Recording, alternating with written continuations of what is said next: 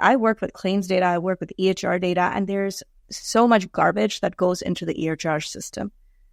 There's so much information, but it's not usable. And that's the problem that we are having today. We have a lot of information.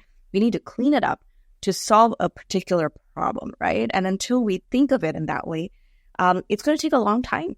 I really think that, yes, AI, I am a big proponent of AI. I build AI tools. So I know that I've been doing it since the early 2000s. So I built this and I know that this is a space that needs improvement.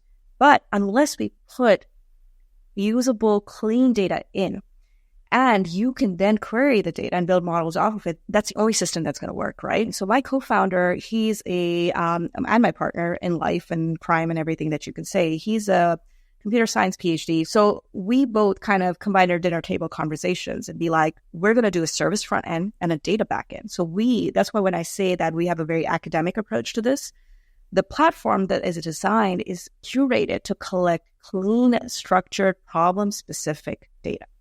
So if I want to query the database for high blood sugars, secondary to steroids, right, I can plug and play and get out not only the recommendations, the data points, everything, and expert opinions, which is the most important value, right, for scalability, efficiency, because we're not looking at just the US market, right? We're looking at a global market because side effects are not something that's specific to the United States.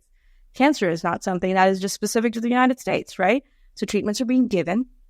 Patients are suffering. If we have such poor access in the US to see a specialist, the average wait time is 26 days. To see an endocrinologist is 70 days. To see a dermatologist is more than that. This is general dermatologists and general endocrinologists, not people who know about cancer drugs, right? Remember that. So this is the wait time here. Imagine what people have in other countries, right? And AI really helps us scale and improve our efficiency from a systems perspective. It allows us to learn insights on managing side effects like we've never known before.